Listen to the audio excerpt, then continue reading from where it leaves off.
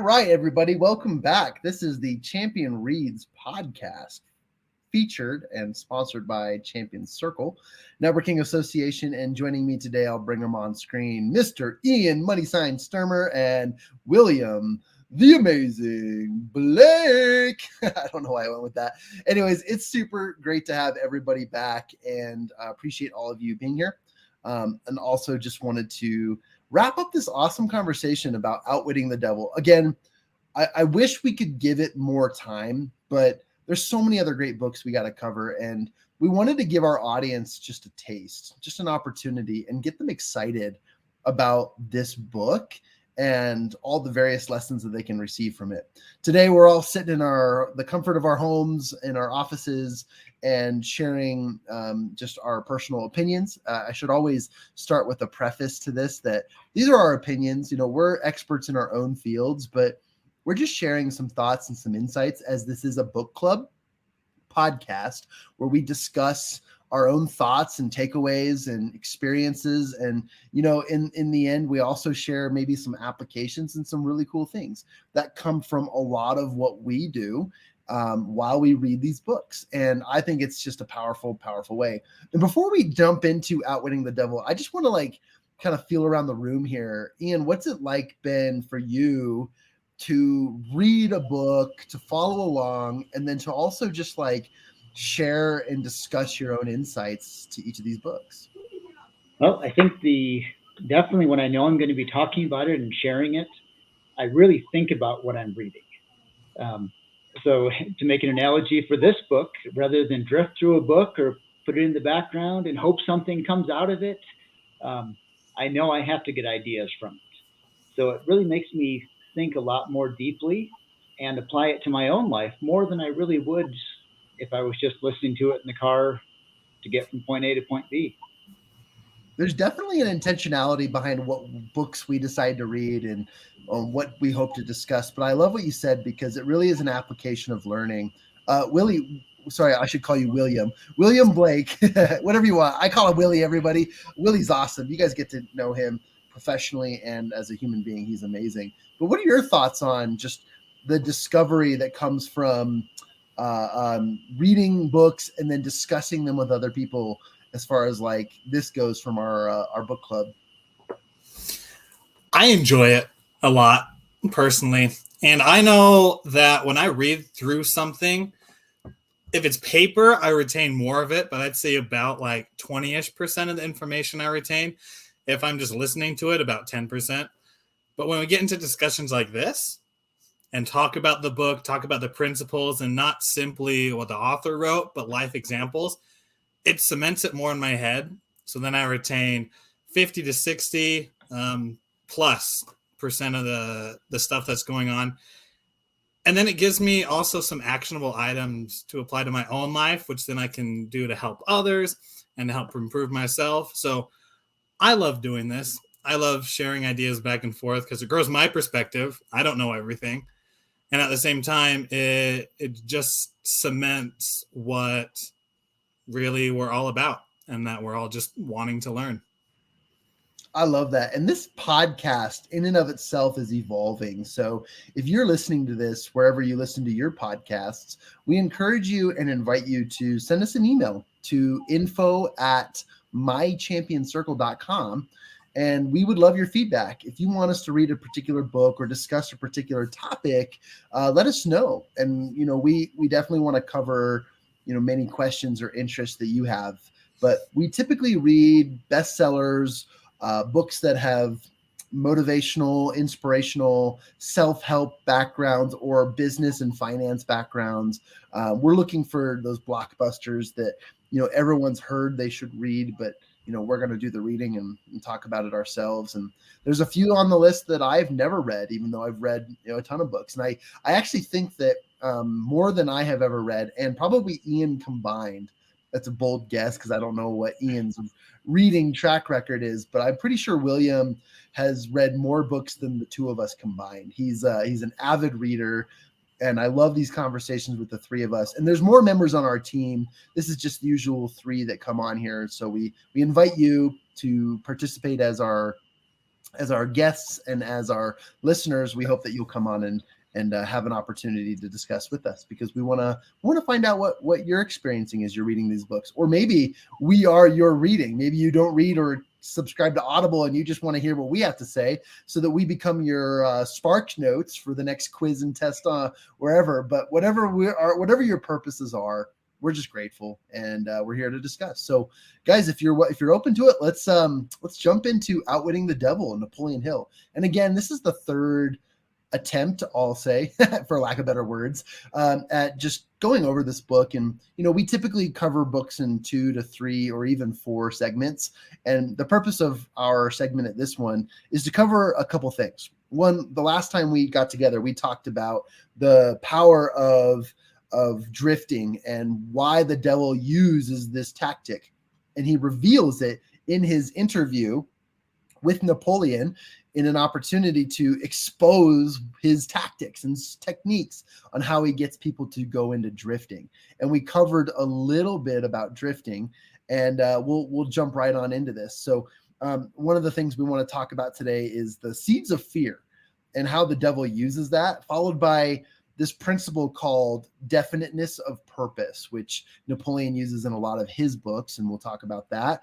And then we also want to talk about the power of self-discipline, and then anything else that follows. So those kind of on the agenda for today, and we'll start by just kicking it off. And if you don't mind, Ian, I'll start us off. Sorry, guys, I'm dealing with some allergies, so I literally, if you're watching the video format, I just picked my nose. Didn't mean to, but I'm going to take this off the screen here. And when Willie gets back, we'll have him join the screen as well. But I want to start with this idea of seeds of fear, because again, the one thing we've learned from this book, if you take away anything, it's that the devil uses this technique of causing people to go into drifting through hypnotic rhythm. And hypnotic rhythm is just kind of like a hypnosis way of convincing you that you're doing good things, that you're aware of everything that's happening, and that you have the ability and full control and reins of your life.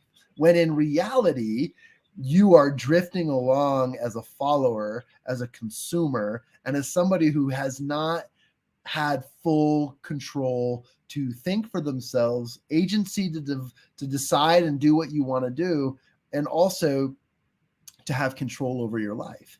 And that's his technique. He slips that in there, and he uses this to control many people. And in this case, in this book, he talks about the 98% of 7+ billion people, and all people in existence to this little rock here in our universe. That's amazing. And whether you believe it or don't, it's a scenario, right? It's just an opportunity to discuss a potential theory or explanation of things. But in many ways, this is a really cool principle. So the devil uses this idea of the seeds of fear. And the seeds of fear will keep you in lock as a drifter, because he plants these seeds of, man, if I leave this organization, how will I be thought of? If I do this, maybe I won't be able to provide for my family. If I do X, Y, or Z, there's some sort of imaginative and unknown fear of what's happening or what will happen if I change my current trajectory or my current actions and habits. Those are some of the greatest, like we're talking 9th inning, last pitch. This is what the devil uses to keep us stationary and drifting with the herd mentality. And I think it's bogus. It's crazy, because anything that scares you should motivate you to do exactly what you think you shouldn't in many cases, not like jumping off a bridge or anything like that. I'm not talking about that stuff. I'm talking about, like, you have a fear of public speaking. Well, go find a way to speak, face that fear. I'm talking about, the things that you might be nervous, like introducing yourself to somebody or getting that interview or taking that promotion or whatever it might be. You might want to consider doing the thing that brings you fear, because that will ultimately help you conquer that fear. Anyways, I could talk on and on about this, but the seeds of fear is like the ninth inning ballpark chance that the devil uses to keep us in our drifting states. And we also talked about the inception of drifting, how even though the 2% are non-drifters, we all still have those things in our lives that we drift on versus the things that we don't drift on. So let's talk about that. Seeds of fear. Any comments from the crew here on how fear can keep us complacent without actually making progress? We'll start with Ian. Yeah. Fear is really interesting because it's ethereal. Quite often the fear is not something solid and tangible. When I was younger, I had a good friend who was making some decisions in her life, what she wanted to do, and her parents disagreed. So they said that her father actually said he was going to disown her. And I was close with her at the time, and I was really worried about that. I was very worried for her, what was going to happen. And it was really eating me up. And this went on for a couple of weeks. And then she called me one day and says, yeah, my father disowned me. I thought, okay, now that happened, that was it. It was not anywhere near what my mind created it to be. So I think a lot of times fear is just there. It's not rational. The worst case scenario is usually not as bad as what we think is going to happen or what is just in the back of our mind for this fear. So often we get this, it's a fight or flight idea. And we get stuck in the middle. If we actually fought that fear, it might be pretty easy. But instead, we not necessarily run away from it, but we just get paralyzed in our mind about this fear.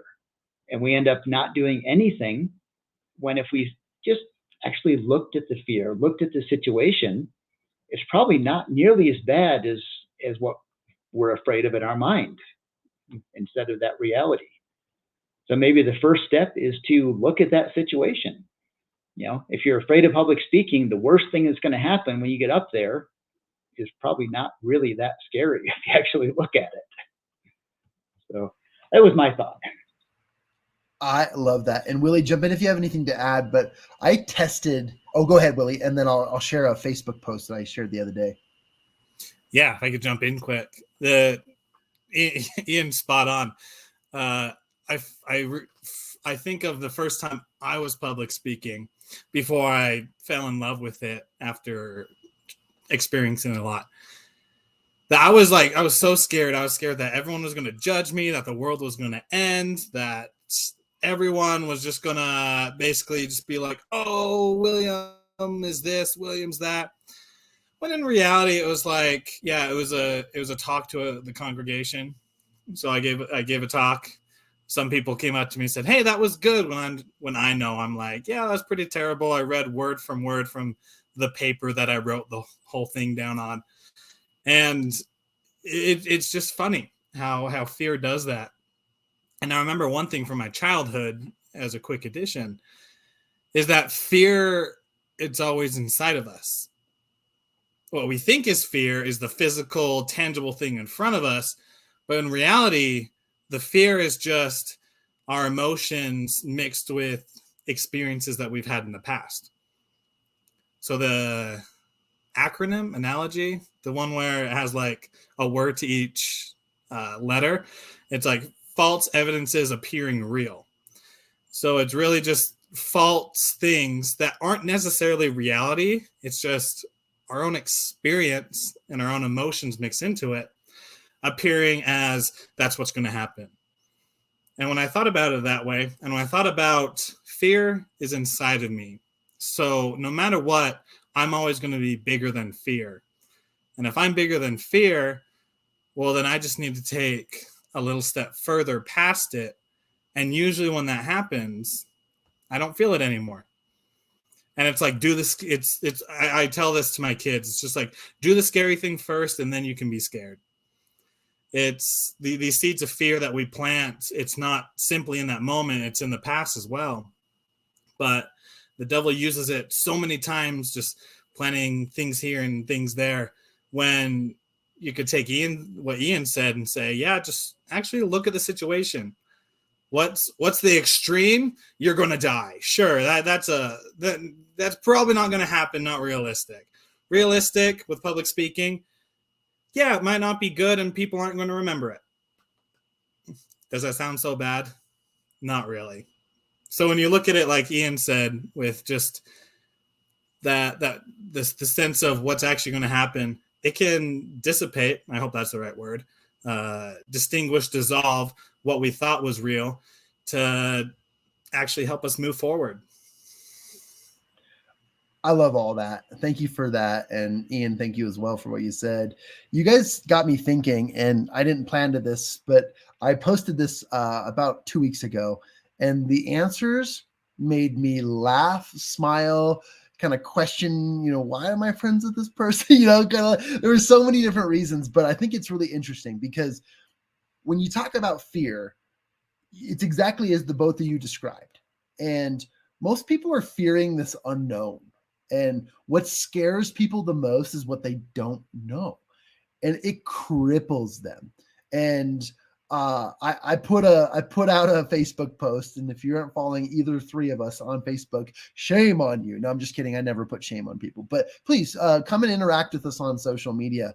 But on Facebook, I put a post out there, and it was a meme, and I'll just kind of share my screen. You guys can scroll around with me, but I thought this was interesting because when it comes to fear, and I can't see my screen now, so unmute and let me know if you can see my screen. It should say when one door closes. Can you guys see that?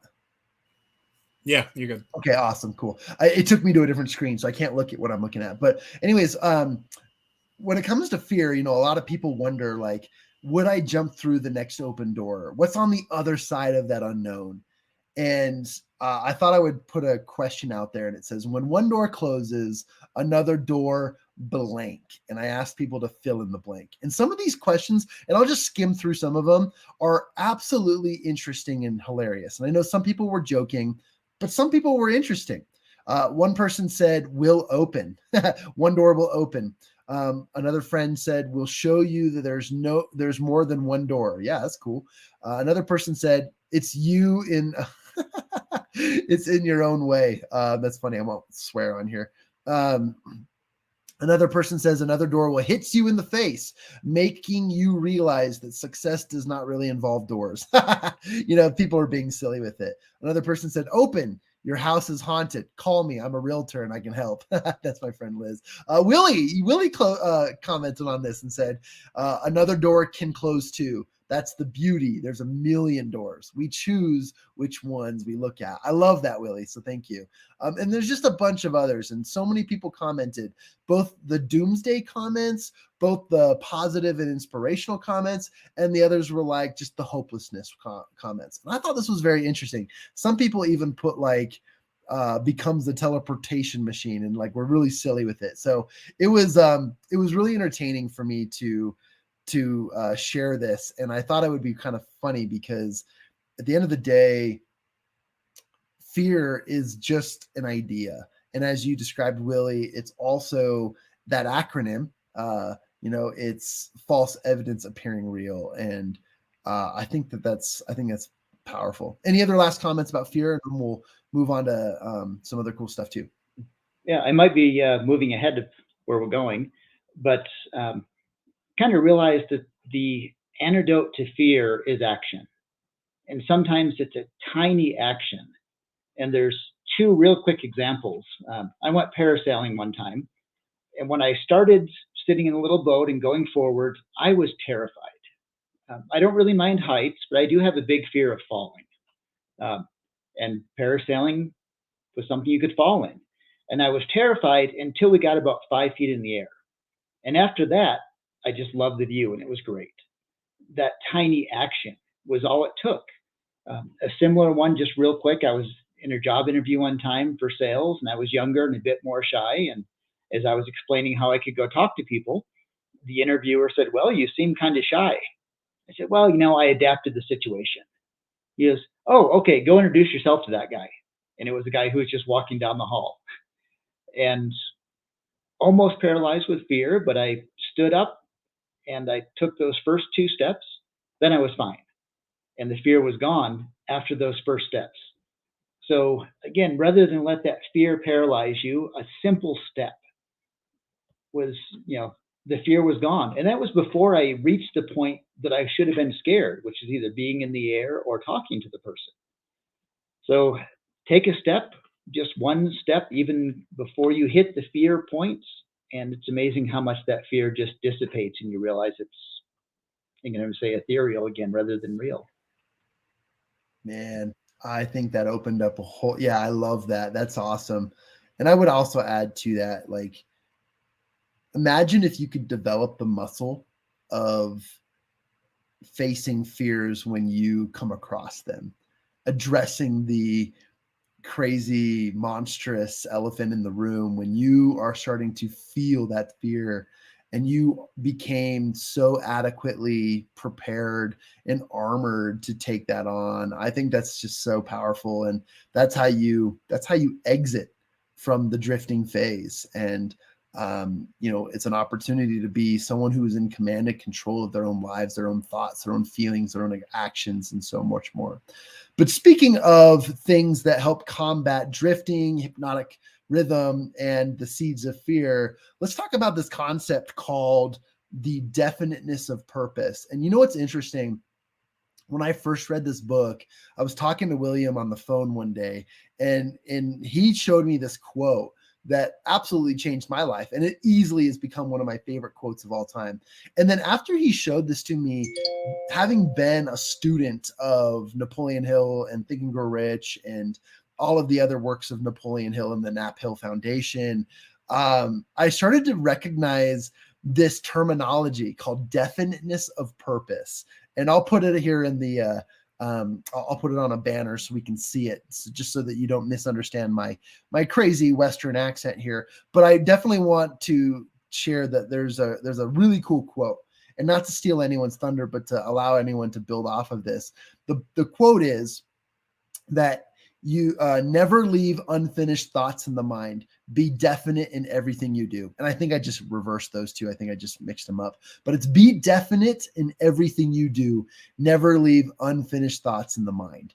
And that has always stuck with me, because the second we put things out in the future, the second we put things in perspective, or delay, or procrastinate, or do any one of those things, we allow hypnotic rhythm and the deception through drifting to settle in, and we've become immune to that process. And that is one of those things that keeps us from achieving our definite purposes, because we can all agree that we're here on this earth for greater purposes than just to live, breathe, to have a working organism of a body, and to exist. We are not here to exist. We are here to make something of ourselves. That's what I believe. And I think I'm not alone on that. So what do you guys think about this definiteness of purpose, its definition, and just thoughts about that? Go ahead, William. Yeah, I'm with you all along with that. And I love that quote: be definite in everything you do and never leave unfinished thoughts in the mind. It happens so often with all of us. And the one thing that I know I didn't realize at first was when I push thoughts to future Willie, the future Willie is already going to deal with a bunch of stuff and I'm piling it on him. So future thoughts can be I know I was with my spouse laying in bed one night and she says, "Hey, when are we going to get the ding in the car fixed?" And I'm like, I don't want to deal with that right now. That's for future Willie to deal with. And then it was like, what are we going to eat for tomorrow?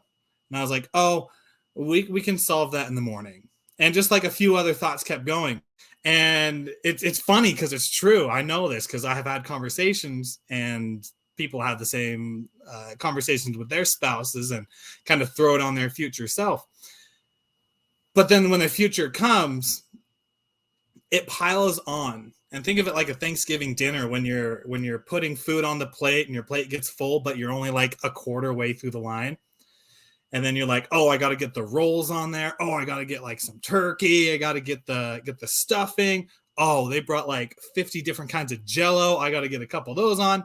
And you soon realize that your plate is so full that you're either going to have it go everywhere because you put so much on it, or you're going to have to leave and then come back. Which, in relation to our lives, we don't want to leave what we're doing and have to come back to it, right? We don't want to leave the dream job that we've been wanting to do, and instead of putting down a little grind for a couple months or a year, we're just like, I'm going to go get married, have kids, nothing against that, right? But go off, get married, have kids, and then come back. And you're like, this is going to be like 3 years when I'll come back. But because we put it off, then it's just like 6, 10, maybe like 20 years down the road where we have to get it. When if we just put a little bit more of definitive purpose in, which is basically more intention, then we could have gotten it as well as everything else. And so I know something that I've learned from being definite is if the thought is going to take you less than a minute to decide, which is like 98% of thoughts, just make the decision then.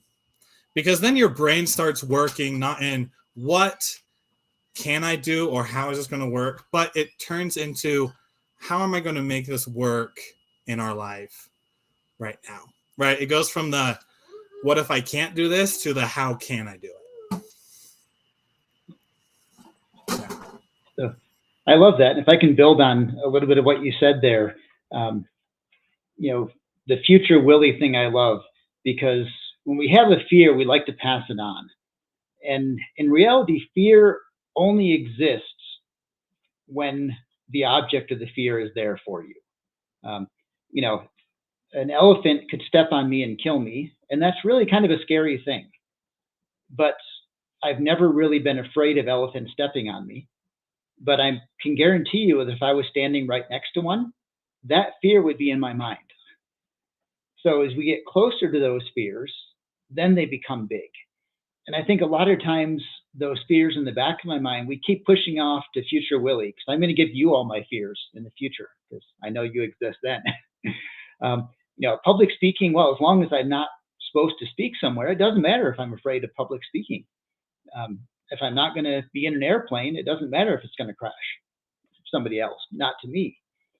So that pushing off the things so that we don't have to experience that fear closer. A lot of times we push away from it. We make decisions to avoid being in that position. And I guess with that, there's a quote that's, I'm going to claim credit for it because I don't know where it came from. But if your fear of failure is greater than your desire for success, you're going to live in fear. You'll never become successful. So that definitive purpose, do you have a purpose of what you want to do? Is your desire to stand in front of a group and share your wisdom greater than your fear of saying a wrong word and everyone hating you?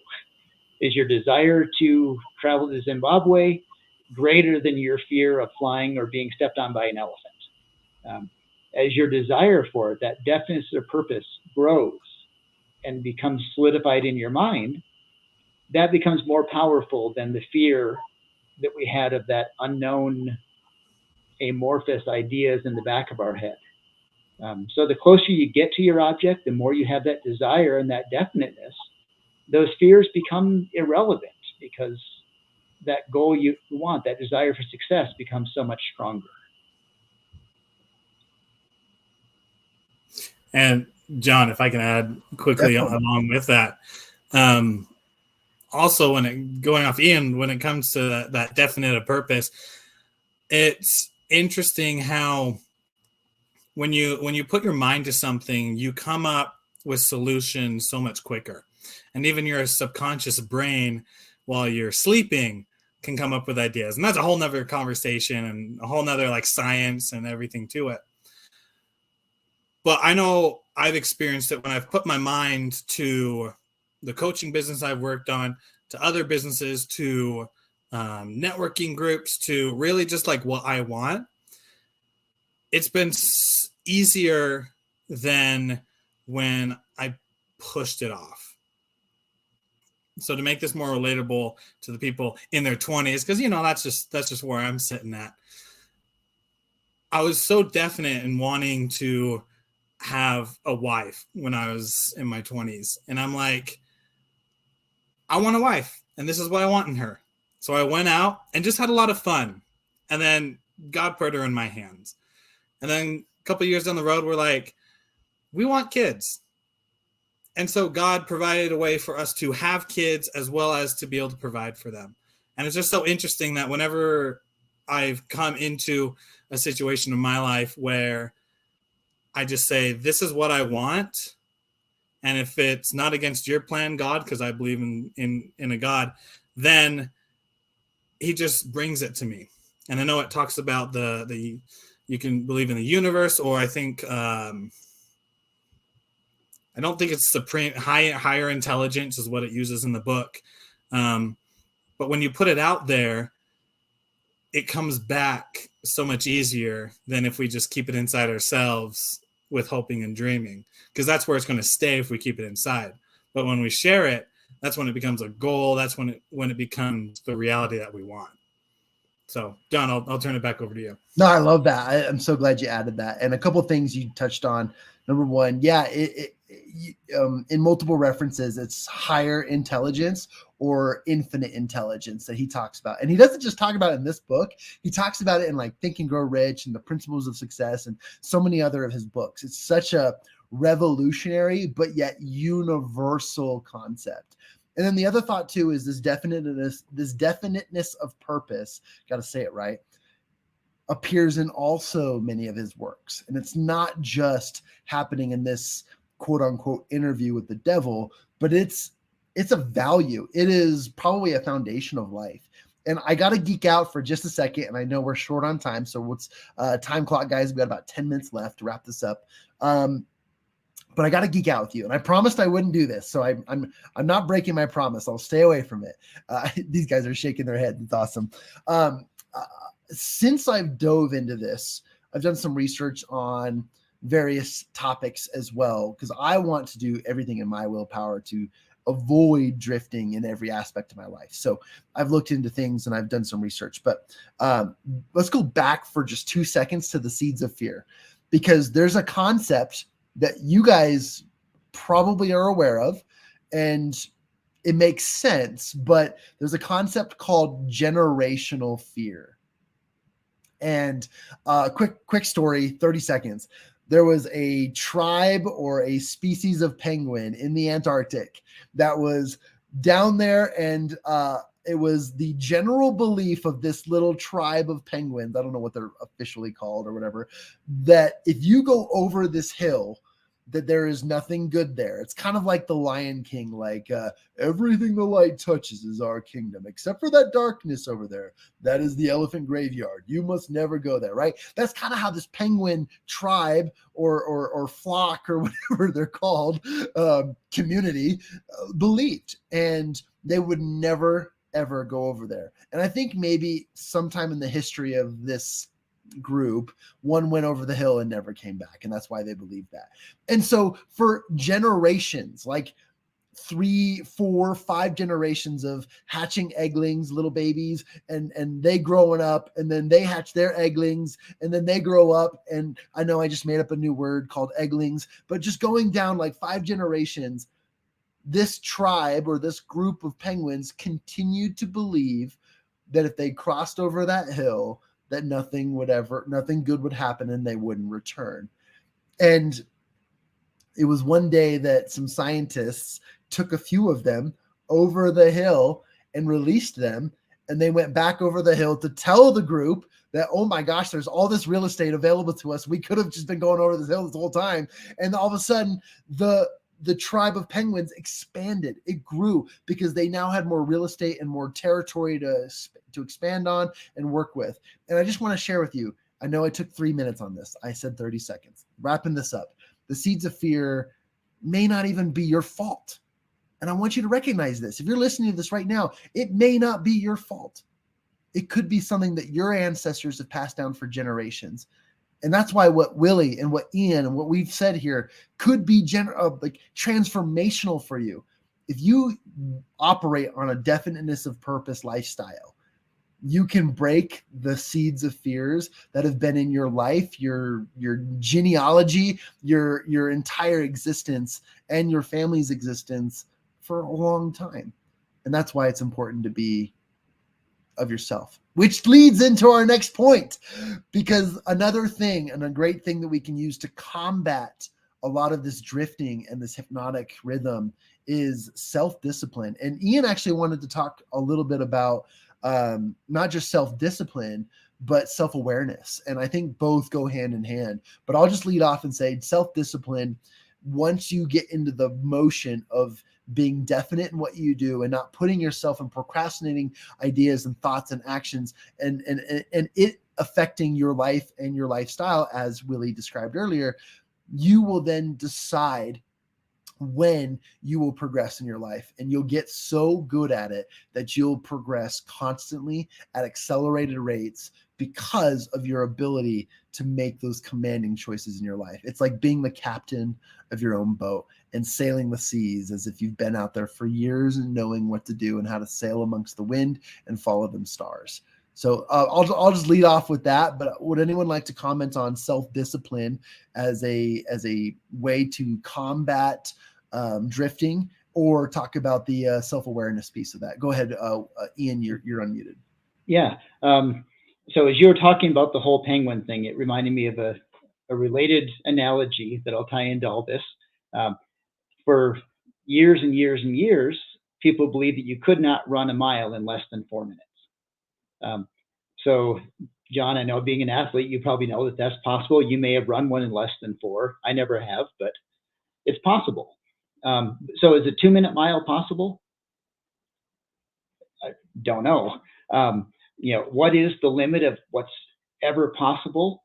We don't know now. Probably a 1-minute mile we may never reach, but I don't know where that line is. And as long as I can say, you know what, I don't know what's possible until we try it, or until somebody in better shape than me tries it. Every few years, someone breaks the record for the mile, does it faster and faster. So there's kind of two sides. First of all, you got a mental side of self-awareness, and realize that there's no physical line of 4-minute mile that cannot physically be broken. We don't know where the line is. So theoretically, it will always get faster and faster. And then there's the much harder part. Once you've realized that anything is possible in your mind, you got to go out there and do it. I will never break the 4-minute mile if I don't go out and start running on the track and really practicing and changing a lot of habits that I should change anyways. So self-discipline really is, to tie back to my point earlier, taking those first steps. Take the step against fear to realize that you can conquer it, that it's not as big as you thought. And each step you take, and the more you focus on those steps, the more you're in control. You're making those steps. You're not being dictated by that amorphous fear in the back of your mind. So. I love that. And I remember the first time I heard that story of the first person that broke the 4-minute mile, because no one did it before. And there was just this, it wasn't even the physical line. It was, like you said, the mental line of, yeah, you can't do the 4-minute, you can't break 4 minutes running a mile. Then someone did it. And the best thing is that after that, within, I think, weeks, maybe even days, there were several other people that then broke the 4-minute mile. And so it always begs the question, what can we do if we believe big enough? We can do a lot. And I always love to leave with like actionable items, like steps. So I just say, for those who are listening, and then I'll leave it to John for his words of wisdom. Super wise man there. Is the first thing is to come up with what desire you have. What is your desire? The second one, set a goal. Set a goal that you want with it. And don't set it small. Set it massive. Because you want to set a massive goal But then 3, you want to start doing small actions towards it, because it's those small actions that get you there. I know from a father of young kids, they love to dump goldfish all in our living room. And I think it's just the biggest mess ever. I don't know how I'm going to clean it up. But by the end of it, I always do. And it's by picking up one goldfish at a time. So in your guys' life, for those who are listening, and I know I'm speaking for myself as well, what's that one goldfish that you can pick up today? And what's the next one you could pick up tomorrow? So simply have that desire, set a massive goal that you really want to achieve, and then start doing the small steps to get there.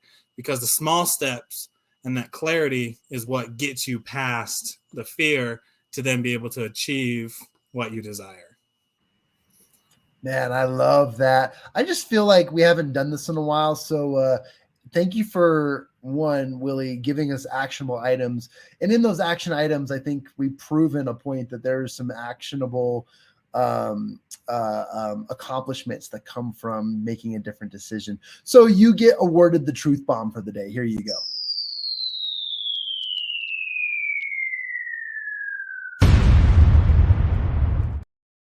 All right, that was awesome. Okay, awesome. Let's wrap today's show up by just saying thank you again for all of the contributions and your incredible discussions. I've learned a lot, and thank you for allowing me to step on my pedestal. And also, I appreciate your values, because oftentimes we share a diverse group of knowledge, tapping into infinite intelligence.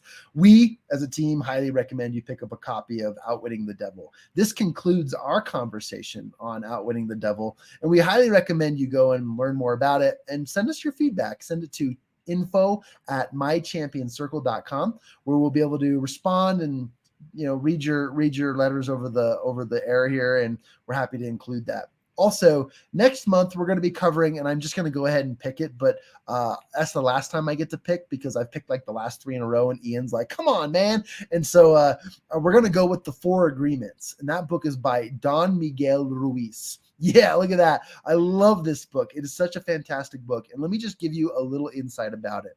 In the 4 Agreements, Don Miguel Ruiz reveals the source of self-limiting beliefs that rob us of joy and create needless suffering.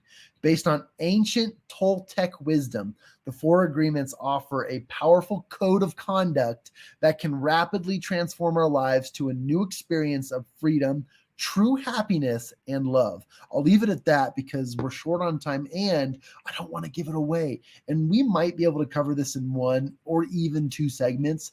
It's a short read. You'll love it. It's an absolutely incredible, mind-blowing #1 bestseller on the New York Times charts, and you're absolutely going to love it. So, team, thank you so much for your support and awesomeness today, and we'll see you next time on the Champion Reads podcast, where we talk about bestsellers and incredible books that you might be interested in, but most importantly, that will lead you to take inspired action, as Willie described today as we wrapped up this call. We thank you very much, and we'll see you next time on the show.